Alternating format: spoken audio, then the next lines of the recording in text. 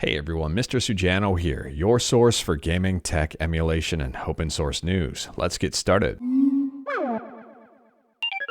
Alright, to kick things off, we're talking about Ares, and for those who may not be aware, Ares is a cross-platform open source multi-system emulator focusing on accuracy and preservation.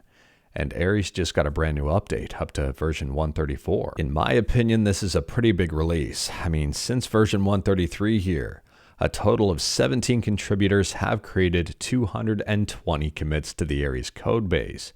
And this includes support for a brand new system here, the Sega SG-1000. An entirely new homebrew mode has been added to the settings panel, but they say here that this is intended to enable features that are useful to homebrew devs, but would harm performance for general gameplay. This setting is currently only used in the N64 core. And we've got some brand new features, autosave settings when closing the settings dialog. They've added hotkeys for volume control and mute. They've restored the ability to hide cores from the menu. They've added a scan button for firmware settings.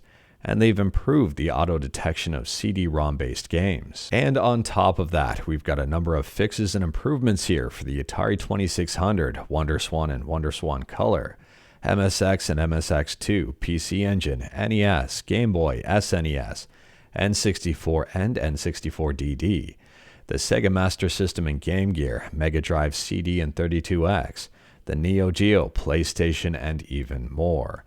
Ares is 100% free, it's open source. I'll drop a link to the changelog and Ares in the description below. Next up, we're quickly talking about ROM hacks, and if you're a fan of ROM hacks and also the SNES, I've got a list you may want to check out. It's over on Reddit Emulation, and I'll drop a link to it in the description below. It's called Best ROM Hacks, updated for 2023. In this list here, there's a whole bunch of different ROM hacks, including screenshots and write-ups. It may be worth checking out. There may be some ROM hacks you haven't seen before.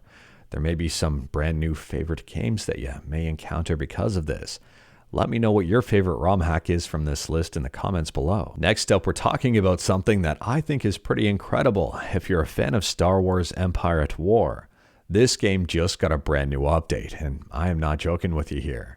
It's all thanks to the developers working with the community on this one, partnering with them, and updating a game that has been out for an incredibly long time. I mean, this game was released on Steam back in 2006, and interestingly enough is also 65% off right now.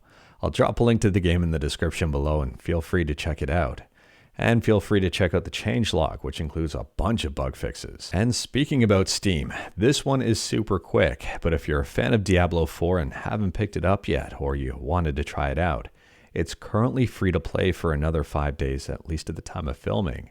I'll drop a link to it in the description below and feel free to check it out. Next up, we're quickly talking about a brand new game headed to the 3DO. It's called BioFury. It's an FPS and it's Doom-like. It's very similar to Doom. It's currently up for pre-order and there are a couple of different versions. The standard version, the NTSC edition, and the limited edition, which is also NTSC. And on top of that, and I'm liking this one, for those of you who prefer a digital version, it is free, it is open source, it's on GitHub. And I'll drop a link to it in the description below and feel free to check it out. Version 1.2 was just released a couple of weeks ago. Moving on, and we're talking about Firefox. And Firefox seems to be getting a lot more popular now that Google is doing away with ad blocker, or at least breaking ad blocker support as of March of 2024. And anyways, here in the latest Firefox beta update, we're getting some new features. Firefox now supports voice control commands on Mac OS. Firefox now prompts Windows users to install the Microsoft AV1 extension to enable hardware decoding support. And on Linux, Firefox now defaults to the Wayland component available. They say this brings support for touchpad and touchscreen gestures, swipe to nav, per monitor DPI settings, better graphics performance, and more. And speaking about Linux, next up we're quickly talking about Proton fork GE Proton, and GE Proton 8-25 has just been released. This one is interesting. It adds a brand new codec that should complete Crimson Skies, Azumanga Fighter, and possibly a whole bunch of other early 2000s games. Personally here, I still recommend using Proton or Proton Experimental if that's the way you want to go for most games. However, if there's a specific game here that you're having problems with and GE Proton is your solution, you may want to check it out. It is free, it's open source. Moving on, and we're talking about Steam again, and this time about Tekken 8. And PC specs for Tekken 8 have now been released. Surprisingly, the minimum specs were a lot less than I'd figure. You need at least an Intel Core i5-6600K or an AMD Ryzen 5 1600. Only 8 gigs of RAM. To be honest with you, running Windows on 8 gigs of RAM seems like a stretch sometimes. On top of that, you need an NVIDIA GTX 1050Ti or an AMD Radeon R9 380X. For storage, you need at least 100 gigs of available space. In today's day and age, for a AAA title, that doesn't seem too bad. But this is a very interesting note. So they say here, FPS stable over 60 is guaranteed and selected under the graphics settings by default when the game is launched for the first time.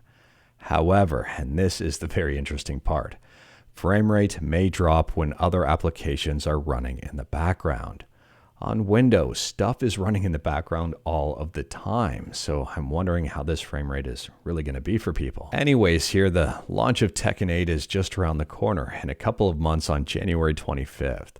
I am very interested in this game. However, I'm a little bit concerned upon the initial launch of this thing. I guess we'll have to wait and see. Let me know your thoughts about this one in the comments below. And speaking about games launching, next up we're talking about Sonic Dream Team, which is headed to iOS.